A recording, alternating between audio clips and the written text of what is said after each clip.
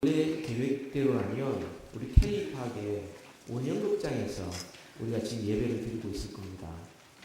그런데 좋지 못한 날씨 때문에 변경이 되어서 이제 실내 예배당에서 우리가 예배를 드리고 있습니다. 혹시 아침에 K파악까지 갔다 오신 분 계십니까? 네. 혹시 아직도 그게 기다리는 분을 알고 계십니까?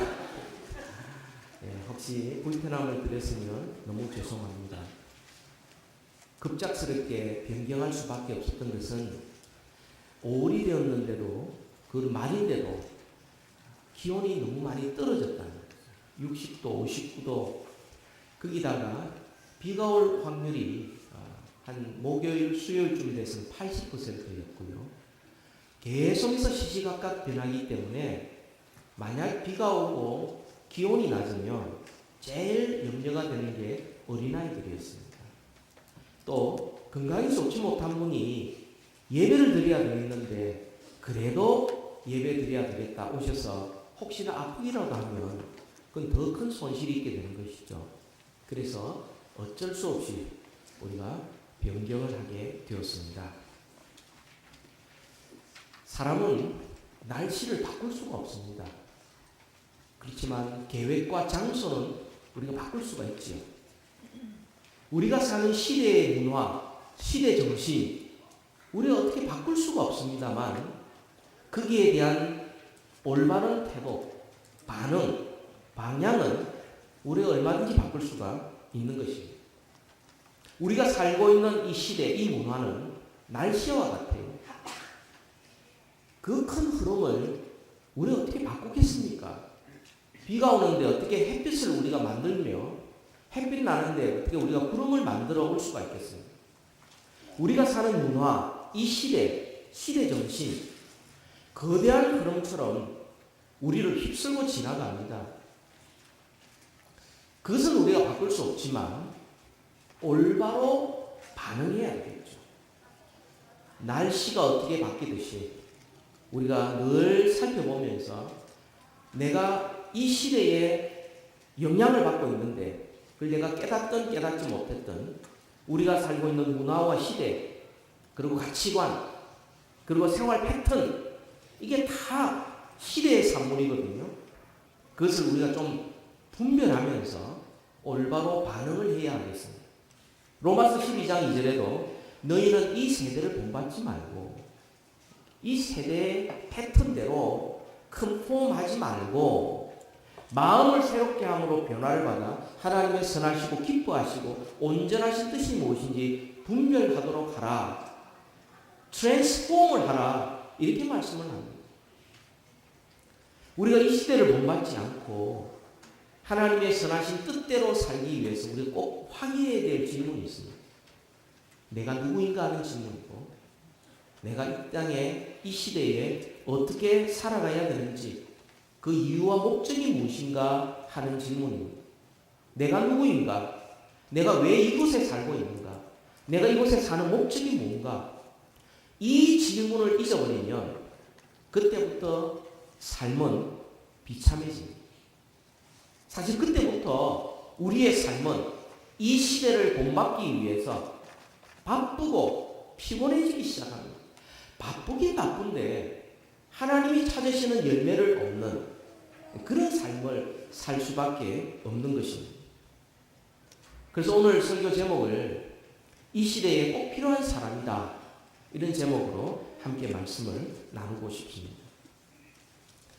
여러분 구약 성경에서 중요한 사람을 두 사람을 꼽으라면 누구를 꼽겠습니까? 다윗아? 이사야 선지자? 예, 다 훌륭한 분입니다만 두 사람을 꼭 꽂으라면 모세와 엘리야입니다. 예수님께서 변화산상에 갔었을 때 그들과 대화한 두 사람이 모세와 엘리야였죠. 모세는 율법의 대표자요, 엘리야는 선지자의 대표자였습니다. 오늘 본문은 그 유명한 엘리야가 소개되는 본문입니다. 그런데 이상한 것은 성경의 많은 부분이 그들이 어느 집안 출신이고 어떤 능력의 소유자고 그가 어떻게 부르심을 받았고 그가 어떤 일을 했든지 이런 것들을 막 스펙을 소개하고 능력을 소개하고 집안을 소개하는 것이 일반적인 건데 이 엘리야는 그런 게 없어요. 아무것도 없어요. 그냥 길르앗에 우거하는 디셉 사람 엘리야. 그로 끝입니다. 아무것도 없어요. 그가 얼마나 훌륭한 교육을 받았으며 어떤 능력의 소유한지를 알 길이 없습니다. 성경은 이 위대한 선지자를 소개하면서 그저 길르앗에 살았고 딥셉 사람 그거로 충분하다. 그러면서 엘리야를 소개하고 있습니다. 근데 더 이상한 것이 있어요. 이것을 소개하면서 엘리야는 갑자기 나타납니다. 그리고 한마디 딱 던집니다. 내 말이 없으면 앞으로 비도 이슬도 없다. 그리고 사라져버려요. 갑자기 나타나서 갑자기 한마디 하고 갑자기 사라져버려요. 그런데 이 엘리야가 나타나면서 그 시대가 바뀌기 시작했어요. 사람들이 바뀌기 시작했어요. 하나님을 떠났던 사람이 돌아오기 시작했고요. 끊임없이 하나님도 멀어졌던 이스라엘의 역사가 이 엘리야를 시점으로 다시금 하나님께로 돌아오는 이런 터닝 포인트가 바로 엘리야 때 17장 1절부터 시작이 됩니다. 이 엘리야가 살던 시대는 아방 시대입니다. 여러분, 아방은 여러분들이 너무나 잘 아는 사람입니다. 이세벨을 시돈에서 데려와서 결혼을 하면서 본격적으로 우상 숭배를 온 전국적으로 시행했던 사람이 아방입니다. 그 시대에 하나님이 꼭 필요해서 엘리야를 부르셔서 엘리야를 통하여 하나님의 역사를 일으켰다면 오늘날 이 시대에 꼭 필요한 사람이 누구이겠어요? 그것은 예수 그리스도를 믿는 저와 여러분, 구원받은 하나님의 백성 아니겠습니까? 정말 하나님께서 시대마다 그리고 우리가 사는 곳곳마다 꼭 필요한 사람을 부르셔서 하나님의 뜻을 이루셔서 하나님의 역사를 드러내신다면 비록 그가 혼자였고 힘이 없고 백그라운드도 없고 능력도 없고 뭐 가진 것도 없었지만 그러나 그 시대에 꼭 필요한 사람을 들어 하나님의 놀라운 역사를 일으켰다면 오늘날 이 시대에 우리가 살아가고 있다면 하나님께서 저와 여러분들을 이 시대에 꼭 필요한 사람으로 사용해 주시기를 소원합니다. 그리고 여러분들을 위하여 기도하며 또 하나님 앞에 귀하게 쓰임받기를 축복합니다. 이 시대에 꼭 필요한 사람은 어떤 사람인가?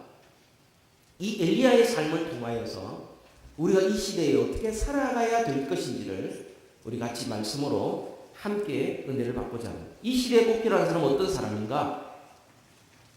가장 큰 특징이 하나님의 말씀을 듣고 믿고 그 어떤 것보다도 하나님의 말씀을 가장 신뢰하는 사람, 하나님의 말씀을 붙들고 사는 사람, 이 사람이 이 시대에 꼭 필요한 사람입니다.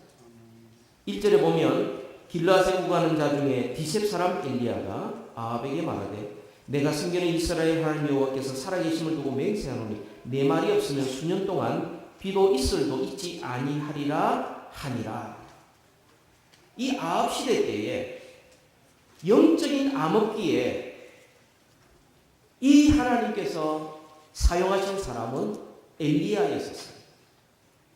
여러분, 아합 시대에 가장 큰 특징이 뭡니까? 뭐 여러 가지 특징이 있어요. 오므리 왕조라든지 또 하나님 앞에 불순종한 거라든지 여러 가지가 있지만 한 가지를 딱 꼽으라면 그것은 여리고성을 재건한 것입니다. 여리고성을. 자, 16장 34절이 바로 그 앞에 있는데요. 같이 한번 읽읍시다. 시작.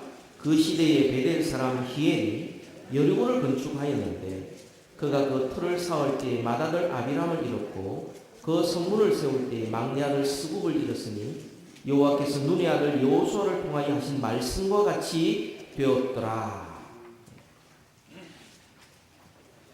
그때까지 이 엘리야 시대까지 아합 시대까지 여리고성은 무너진 채 있었어요. 언제 무너졌습니까? 가나안 정복할 때 여호수아를 앞 필두로 하나님께서 이 성을 무너뜨리는 것은 다른 방법 아니다. 하루에 한 바퀴씩 돌아요. 마지막 7일째 7바퀴 돌아라.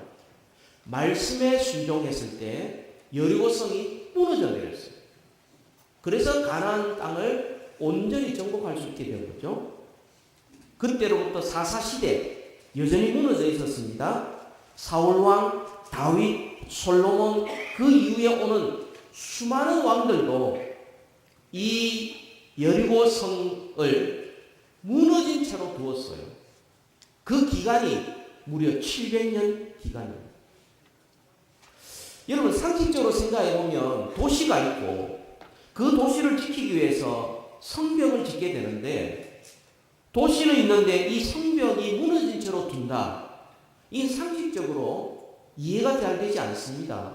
그 똑똑한 다윗, 그 똑똑한 솔로몬이 과연 어리석어서 이 무너진 채로 그대로 두었겠습니까?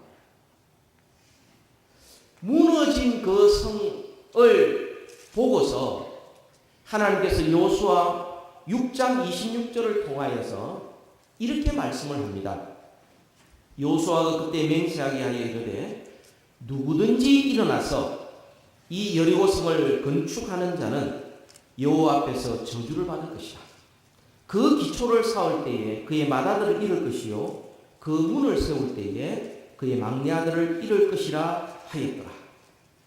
그래서 700년이 지나고 난다 아왕 때에 베델 사람 히엘이 이 성벽 터를 지을 때에 첫째 아들이 죽고 그리고 마지막 다 왕고 성문을 뗄 때에 막내 아들이 죽었다는 겁니다.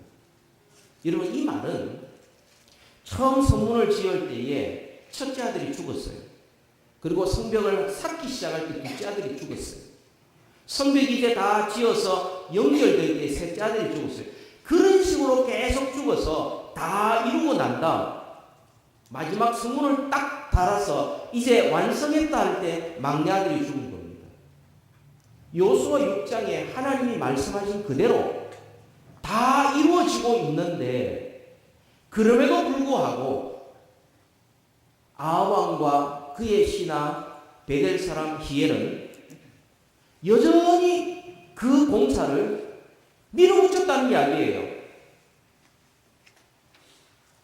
하나님께서 이 성을 짓는 자는 못 짓게 하나님께서 저주하셨다. 그래서 사사들도 다윗왕도 솔로몬도 무너진 성을 보면서 인간이 세운 이 견고한 성이 하나님의 말씀에 순종하는 사람에 의해서 무너졌구나.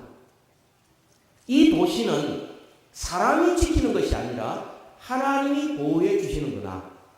그래서 무너진 성벽을 보면서도 하나님을 의지했어요. 말씀을 기억했어요. 그런데 아합왕과 그의 신하 히엘은 생각이 전혀 달랐어요. 내 가족, 내 재산, 이 도시는 하나님을 의지할 것이 아니라 우리 힘으로 지킨다. 내가 노력해서 성벽을 짓고 적들이 쳐들어오지 못하도록 딱 방어벽을 진지를 구축하고 뭔가 눈에 보이는 것, 내가 손에 쥘 수 있는 것을 통하여서 나의 가족을, 내 생명을, 내 후손들을, 이 도시를 내가 지킬 것이다.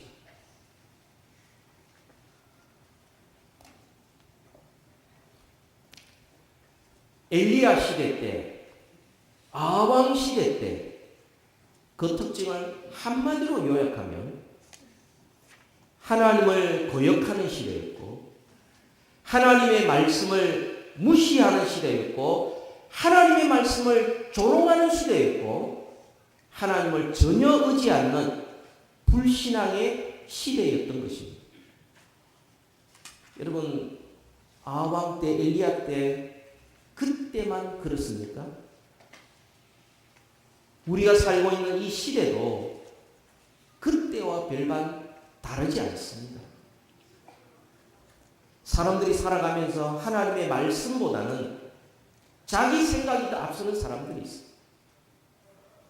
하나님께서 분명히 말씀해 주셨음에도 불구하고 내 경험과 내 판단대로 살아가는 것을 똑똑하다고 생각하고 이 시대에, 이 최첨단 시대에, 이 북가주 실리콘밸리에 내가 우직하게 하나님의 말씀대로 살아가는 것, 그건 답답하다고 생각하고 어리석다고 생각하고 요령껏 살아야지. 내 경험과 판단을 하나님보다 더 앞서는 시대가 우리가 살고 있는 이 시대가 아닙니까? 미국의 동성결혼을 합법화하니까 동성결혼을 해도 될 줄로 생각하는 이 시대 아닙니까? 캘리포니아, 콜로라도 그 마리화나 합법화 시키니까 마리화나도 할 수 있다고 생각합니다. 낙태, 그것이 더 이상 죄가 될 수 없다고 그러니까 얼마든지 낙태해도 나는 죄를 저지르지 않는다고 스스로 정의롭게 산다고 생각하지 않습니까? 자기의 이름을 하나님의 이름보다 더 높이 추구하면서 하나님의 뜻보다 내 뜻을 먼저 추구하면서 마치 그것이 당연한 것이냐 살아가는 이 시대가 아닙니까? 보이지 않는 하나님의 나라보다 눈에 보이는 것, 수익과 성공과 지위와 체면이 더 중요하게 여기는 그런 시대 아닙니까? 그런 시대에 엘리야가 갑자기 나타난 거예요. 엘리야. 여러분, 엘리야의 나타남은 그가 나타난 목적은 단 한 가지예요. 하나님의 말씀을 전하려고 합니다. 그러면 엘리야가 나타난 것은 하나님의 말씀을 전하려고 나타나고 엘리야가 사라진 것은 더 이상 그들에게 하나님의 말씀이 전해지지 못하는 그런 상황으로 접어든다는 거예요. 우리는 생각하면서 엘리야는 그런지 몰라도 나는 내가 대단한 사람이냐, 내가 별거냐, 나는 배운 것도 별로 없고 나는 가진 것도 별로 없고 내세울 것도 없는데 내가 그런 이 시대에 꼭 필요한 사람이냐 생각할지 모르지만 성경은 우리에게 보여주는 것이 엘리야를 말하는 거예요. 엘리야는 아무것도 스펙이 없다는 거죠. 그가 학위가 있었던 것도 아니고 세상적으로 지위가 있었던 것도 아니고 능력이 있었던 것도 아니었고 아무것도 없어. 집안도 아무것도 볼 것도 없었다. 그에게 딱 하나 있는 것은 그 이름밖에 없었어. 그 이름의 뜻이 뭡니까? 엘리, 나의 하나님은 여호와. 나의 하나님은 여호와 하나님, 그분이 나의 하나님이다. 이것밖에 없었어요. 그리고 그가 전한 것은 자기를 전한 것 하나도 없었어요. 자기가 판단력이 얼마 있고 경험이 어떻게 되고 생각이 어떠하고 주장이 어떠하고 집안이 어떠하고 아무것도 없이 그냥 하나님의 말씀 하나밖에 없었고 나의 하나님은 여호와 하나님 한 분이시고 그로 충분했었습니다. 오늘날 이 시대에 우리가 살아가면서 자꾸만 다른 것들을 드러내려고 해요. 내가 얼마나 유능하냐, 내가 얼마나 경험이 있냐, 내가 얼마나 판단이 있냐, 내 주장이 얼마나 먹히느냐, 내 생각이 얼마나 올바르냐, 내가 어떤 사람이냐 하다 보니 정작 전해야 될 하나님의 말씀은 전해지지 않고 정작 들어야 될 하나님이 우리에게 주시는 말씀은 온전히 전하지 않고 자꾸만 딴 것만 나타나요.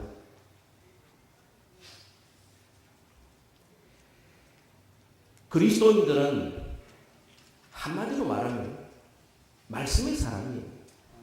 하나님의 말씀 듣고 믿고 내 생각, 내 판단보다 어떤 사람보다 어떤 것보다도 하나님의 말씀을 가장 신뢰하고 믿고 따르는 사람이 이 사람이 하나님의 사람들입니다. 우리는 가진 것 없이 별 볼 일 없어도 하나님은 대단하시고 하나님의 말씀은 영원한 생명의 진리의 말씀이기 때문에 그 말씀을 전하는 그 가운데 우리 가정이 변화되고 나 자신이 바뀌고 교회가 바뀌고 이 사회가 하나님의 음성을 비로소 듣게 되는 것입니다. 엘리야가 있는 것과 없는 것이 확연히 차이 났듯이 여러분 우리의 직장에 예수 믿는 사람이 있는 것과 없는 것은 완전히 다릅니다. 예수 믿는 사람이 있는 그곳은 하나님의 말씀이 있는 곳이요. 예수 믿는 사람이 없는 그곳은 말씀이 없는 곳이에요. 그렇다면 우리가 직장이나 가정에서 우리가 있어야 될 이유와 목적이 뭡니까? 하나님을 드러내는 것이죠. 하나님의 말씀을 드러내는 것, 그걸 전하는 것이죠. 우리 교회도 이 북가주의 존재함으로 인하여서 하나님의 말씀을 더 밝히 드러내고 우리가 있음으로 사람들이 하나님의 음성을 듣고 믿음으로 나와 거듭나는 역사, 영혼구원의 역사가 있기를 소원합니다. 이것이 우리가 지금 이곳에 존재해야 될 이유요. 우리 교회가 지금 이곳에 있어야 될 목적인 것입니다. 하나님의 말씀을 듣고 믿고 말씀을 가장 신뢰하는 사람, 이 사람이 이 시대에 꼭 필요한 하나님의 사람입니다. 두 번째로는 이 시대에 꼭 필요한 하나님의 사람은 어떤 사람들이냐? 2절에 해보지 않는 것도 믿음으로 순종하는 사람. 여러분 2절부터 5절까지 보면 하나님의 말씀이 엘리야에게 임하여 이르시되 이렇게 말합니다. 그리고 그 말씀이 엘리야를 인도해 갑니다. 어디로요? 그리 시냇가에 가 숨으라. 그 시냇가에 숨으라 해서 숨었어요. 까마귀가 먹을 것을 줄 것이다. 시냇물을 마셔라. 한 번도 해보지 않은 거예요. 여러분 주님께서 시냇가에 숨으라. 까마귀로 먹을 것이다. 라는 음성을 들으면 우리가 생각할 때는 이렇게 할 거예요. 언제까지 숨어야 됩니까? 숨으면 무슨 일이 납니까? 까마귀로 먹을 것을 주신다고 그러는데 뭘 주실 겁니까? 언제까지 주실 겁니까? 어떻게 주실 겁니까? 확인되기 전까지는 저는 꼼짝도 안 합니다. 아마 이렇게 할 수도 있을 거예요. 근데 엘리야는 어떻게 했어요? 가라. 갔어요. 거기에 머물러라. 머물렀어요. 하나님께서 부르심에도 순종했지만 계속해서 보내심에도 순종했습니다. 앞으로 어떻게 될지 몰라요. 그러나 그 모든 상황보다도 결과보다도 엘리야가 가장 믿었던 것은 하나님이었어요. 하나님의 말씀이었어요.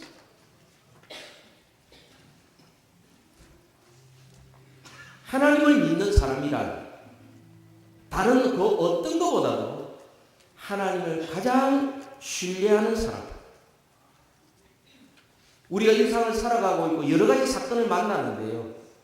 거기에 그냥 파묻혀 사는 사람이 아니라 우리에게 일어난 모든 사건을 말씀으로 해석하고 우리의 일상 속에서도 하나님의 말씀을 붙들고 살아가는 사람. 이 사람이 하나님의 사람이요. 말씀의 사람이죠. 그래서 마태복음 4장 4절에 보면 사람이 떡으로만 사는 것이 아니요 하나님의 입에서 나오는 모든 말씀으로 사는 것입니다.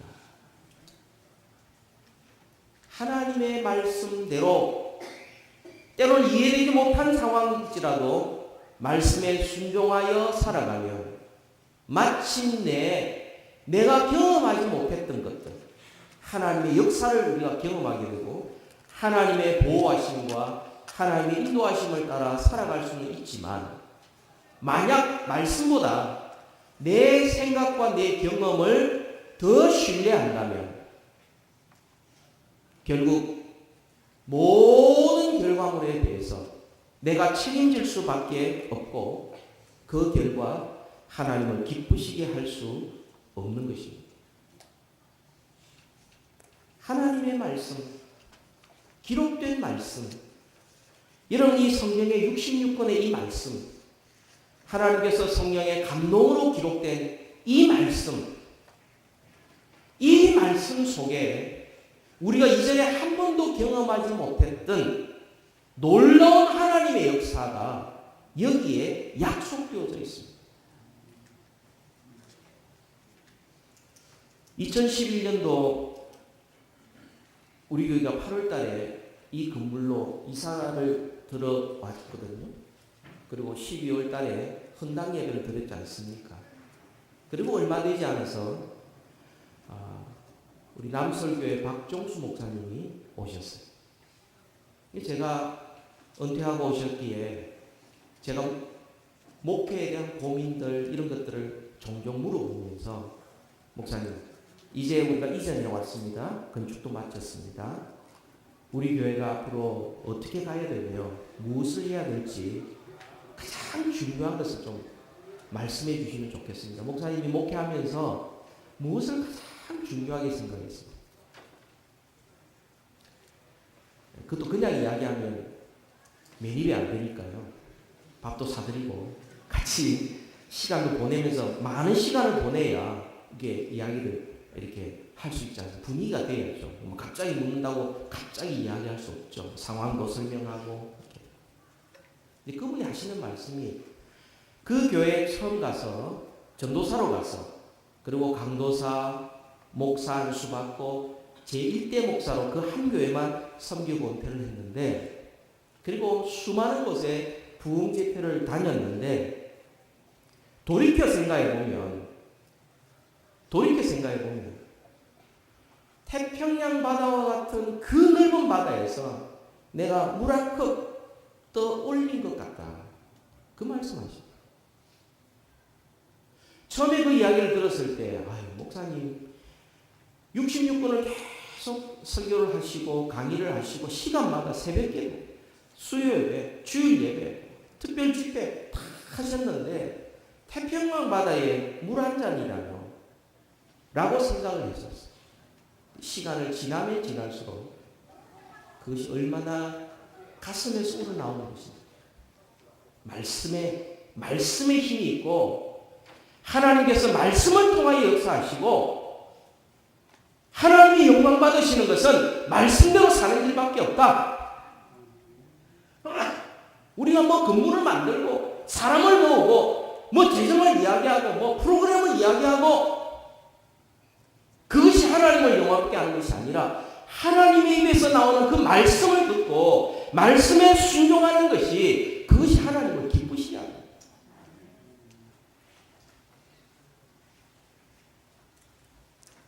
우리는 너무나 구경만 하고 있어요. 그냥 옆에서 그냥 쫄쫄쫄 흐르는 파도가 크다 적다 물이 많다 적다 색깔이 어떻다 춥다 덥다 정말 우리의 인생이 하나님 앞에 살아가는 인생이라면 정말 말씀의 바다에 우리 자신을 던져서 이 말씀이 수많은 역사 가운데 수많은 사람들을 변화시켰다면 내가 이 말씀을 붙들고 한번 살아보리라. 정말 말씀의 바다에 내 인생을 한번 던져볼 때에 우리는 지금까지 내가 생각했고 내가 경험했던 그 수준의 세계가 아니라 우리를 향한 하나님의 놀라운 역사와 그 하나님의 아름다운 세계를 우리는 하나씩 경험할 수 있게 될 것입니다. 이전에 해보지 않는 것, 하나님께서 우리에게 주신 약속의 말씀을 믿고 순종할 때에 하나님은 그 사람을 통하여 하나님의 놀라운 역사를 일으켜 주실 것이고요. 그리고 하나님이 가장 기뻐하시는 열매들을 우리가 하나씩 맺게 될 것입니다. 마지막 세 번째로는요. 이 시대에 꼭 필요한 사람은 어떤 사람이에요? 이 시대에 꼭 필요한 사람은 성경 말씀 따라 살아서 마침내 하나님을 경험하고 하나님을 증거하는 사람. 여러분 6절 7절 보세요. 같이 한번 읽읍시다. 시작.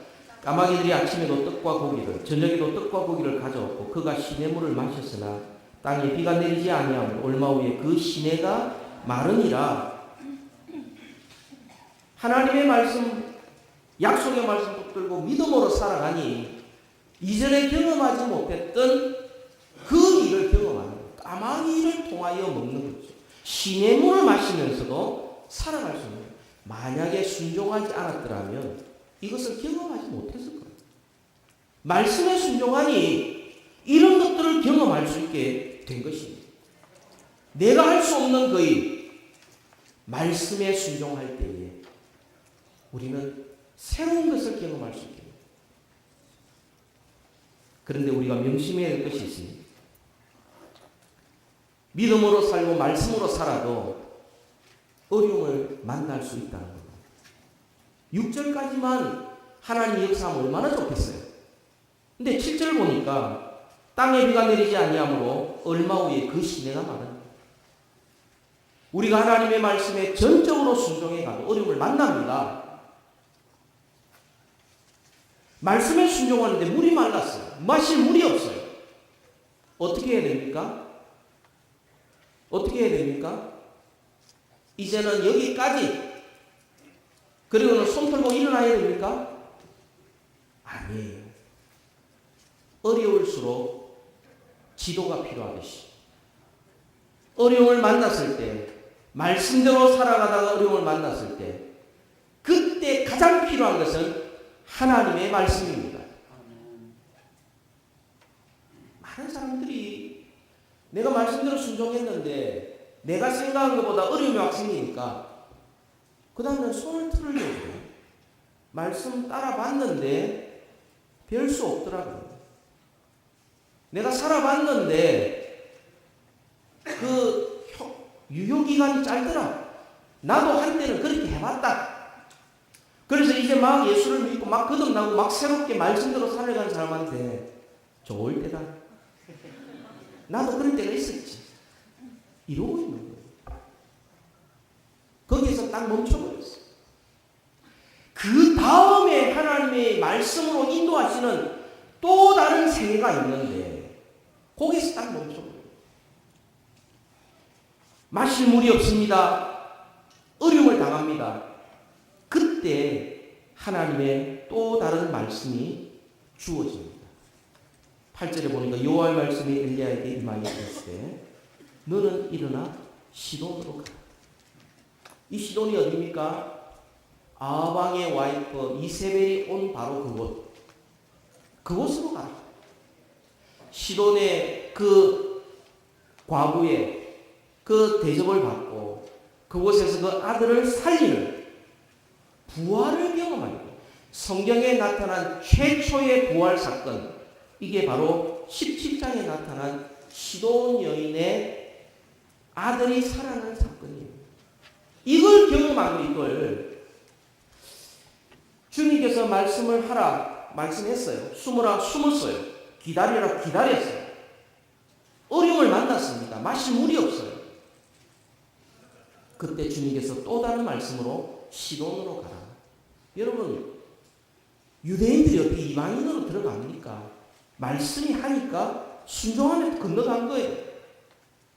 가서 보니까 거기에 하나님께서 죽은 자를 살리는 부활 사건에 엘리야를 동참시킵니다.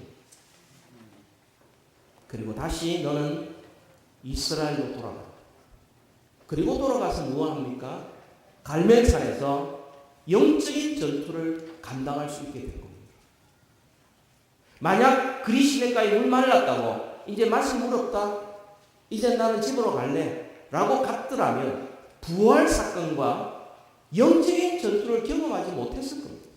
이 생명의 주인이 하나님이라는 것을 경험하지 못했을 겁니다.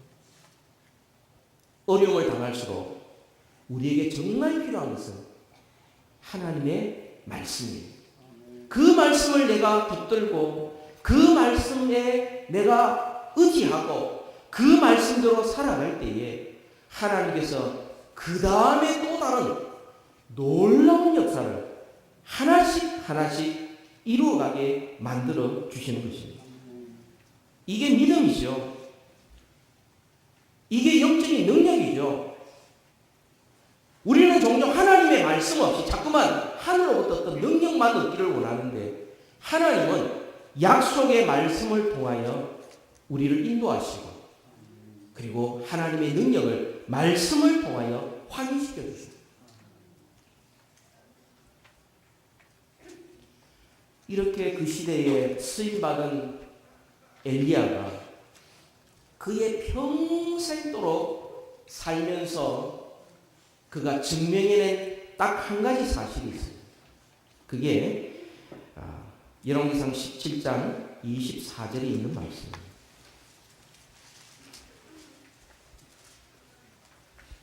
같이 한번 봅시다. 17장 24 시작. 여인이 엘리야에게 이르되 내가 이제야 당신은 하나님의 사람이시요 당신의 입에 있는 여호와의 말씀이 진실한 줄 아노라 하니라. 누구의 입에서요? 이방 여인의 입에서. 하나님을 모르는 사람의 입에서 당신은 진짜 하나님의 사람입니다. 그리고 당신이 하는 말은 그것은 생명의 말씀이요 진리의 말씀입니다. 여러분 이것으로 충분하지 않습니까? 우리가 자꾸만 다른 것을 사람들에게 보여주려고 해요. 사람들이 볼 때에 좋은 거 있네요. 자식 잘 됐네요. 건강하네요. 오래 사네요가 아니로 만약 하나님을 모르는 사람들이 우리를 보면서 당신이야말로 하나님의 사람이 진짜입니다. 당신의 입에서 있는 그 말, 당신을 지금까지 인도했던 그 말씀이 그것이 생명이요, 길이요, 진리인 것 확실합니다. 여러분 이거보다 더 큰 기쁨이 어디에 있겠습니까? 이거보다 더 큰 상급이 어디에 있겠습니까? 이거보다 더 보람 있는 인생이 어디에 있겠습니까?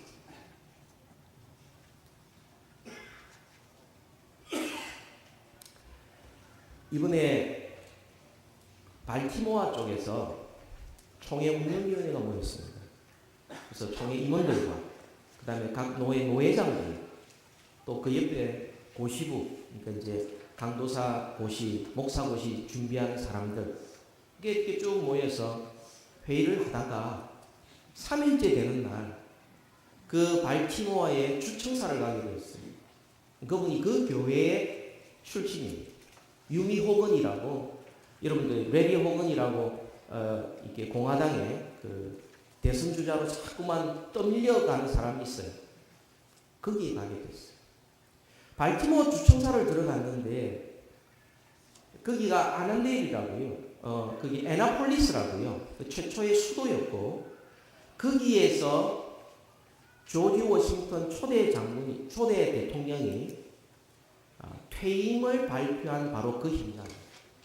그러니까 발티모어 주청사의 박물관에 주청사의 모든 것이 다 워싱턴 대통령의 퇴임이 그림이라든지 글로 쓴 거라든지 모습이라든지 그게 그의 마지막 퇴임을 한 것을 발티모어의 주청사에 다 있는 거예요. 곳곳마다 다 있는 거예요.